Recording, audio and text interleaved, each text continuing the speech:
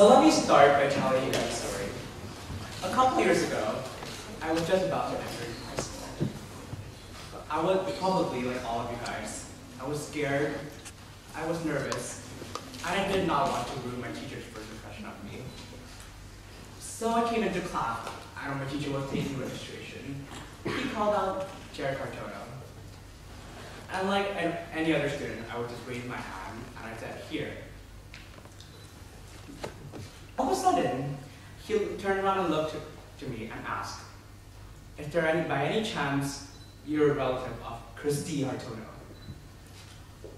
He took me by surprise.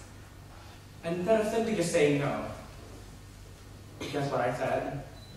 Yeah. I looked up to him, confused, and I literally said, no, I'm a Catholic. But it was such a bad thing.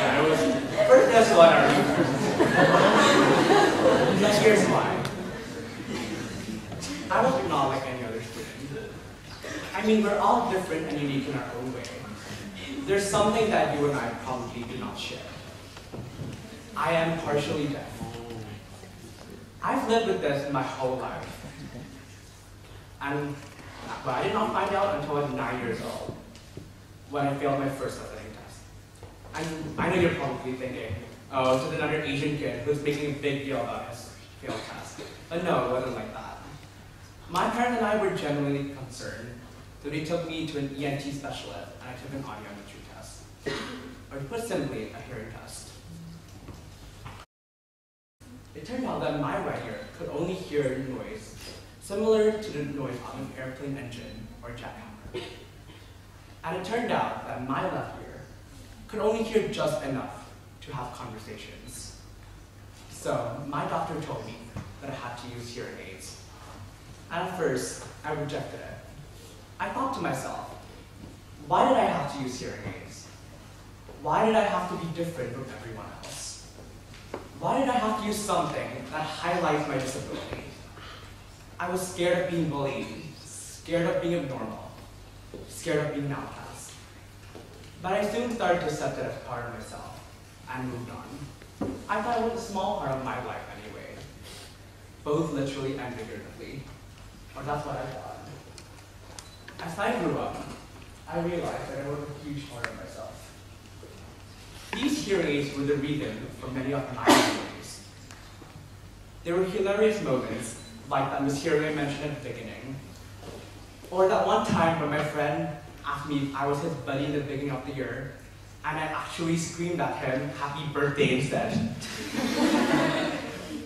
So there's lots of experience, such as those times when my friend would ask call my name and I would respond with hum. Or when I would relay a completely different thing to what they just told me. And that made me realize something. I was on neither ends of the hearing spectrum. I have the ability to hear, and I have the ability to also not hear. I have the capability to share a hearing world with the deaf, and a deaf world with the hearing, yet both worlds still seem so distant and far apart. I have been standing in the middle of both worlds my whole life, yet there still isn't a bridge between them. So I've made it my mission to bring both worlds together by becoming their missing link. And that's how Volume Up was born. Volume Up is a non-profit organization that I founded in 2017 to help serve my mission to the world and bring alive my vision of having both the hearing and deaf world merge together. This was Volume Up's main goal. We had two main divisions we focused on, one of which I'll be elaborating on later.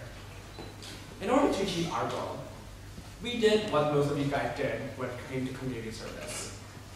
We visited deaf orphanages, we taught them sign and English, we donated some of our stuff. It was a small student-led organization back then, but it all changed when I met one particular teenager during one of my visits. Meet Darwin. He was a deaf teenager at Graham Luhur.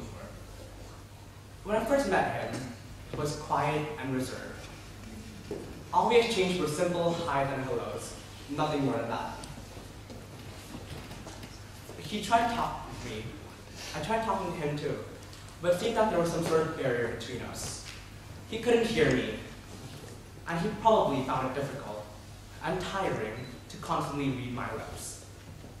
Then I had an idea. If we couldn't speak to each other, maybe we could write to each other to a piece of paper. So that's what I did.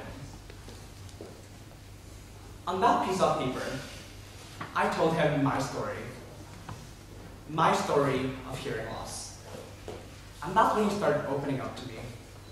He told me his story. He told me his difficulty of interacting with those in the hearing world. He told me his fear of being looked down by those in the hearing world. And he told me his fear of being judged by the hearing community for disability. And that made me realize something. No wonder he didn't talk to me in the beginning. He thought that I could speak, and he immediately categorized me as part of the hearing community. He immediately closed off and thought I was different from him. I mean, it's no surprise that he thought that, because while he was communicating with his friend in sign language or hand gestures, I was able to hold verbal communication. So how could I, if I want to be part of both the hearing and deaf world, still have to communicate with the deaf people through a piece of paper? How could I, if I want to be part of the deaf world, not know how to communicate with them? How could I want to be part of their world if I don't know their language?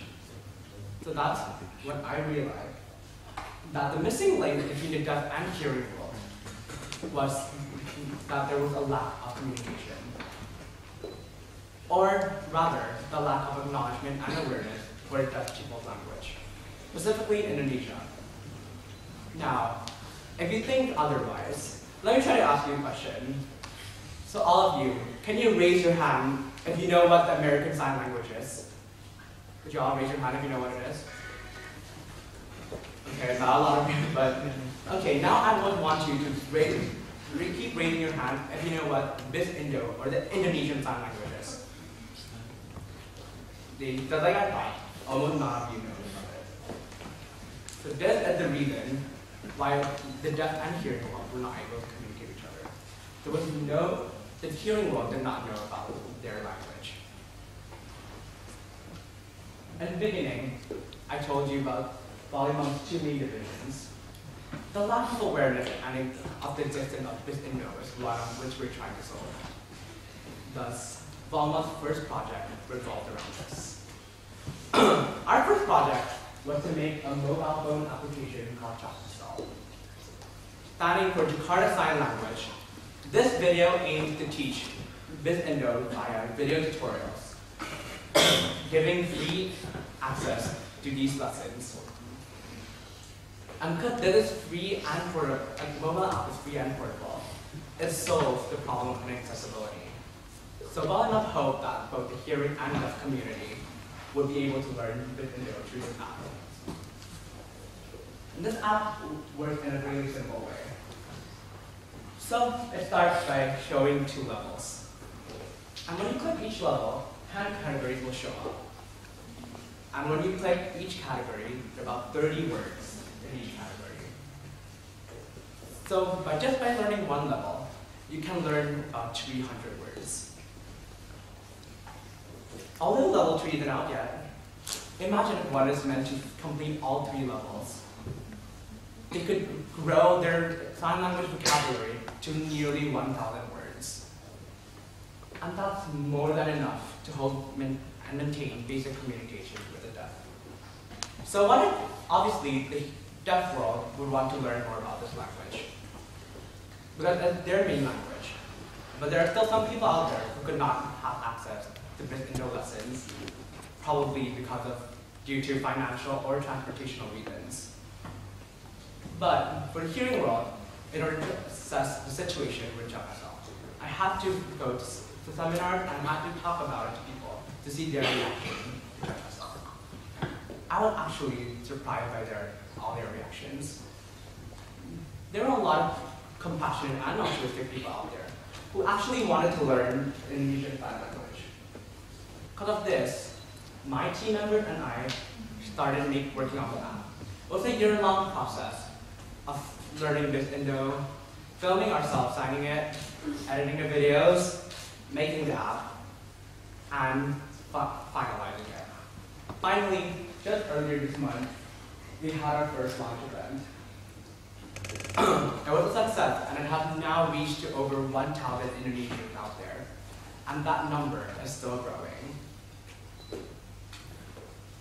So the reason I made this app is because I thought that the missing link is because there's no common language, as I mentioned before.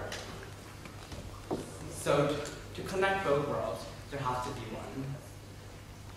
Like I mentioned in the beginning with Darwin, we couldn't initially connect. He was speaking in sign language, and I was speaking to a verbal language. It was when we had communicated to one written language on a piece of paper that we finally managed to connect.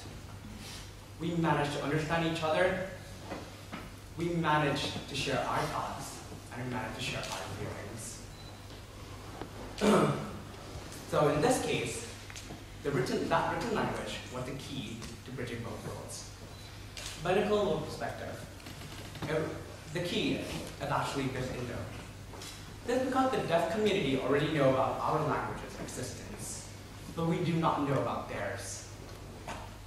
Although difficult, they try to learn our language to communicate with us in our world, and we must do the same. It is a two-way street. It takes both worlds to close the gap between them. It takes a shared desire to help each other, and it takes a shared desire to want to move one step closer to bridging both worlds. So in the beginning, I told you that I had a unique position in which I could hear, and yet I could also be deaf. So I urge all of you to look within yourself. Find that one thing that makes you stand out from everyone else, whether it's a background, talent, or skill. And when you found that one thing, that spark, use it to bring about positive change to the world. Use it to create a world better place for everyone. And use it to change the world. Thank you.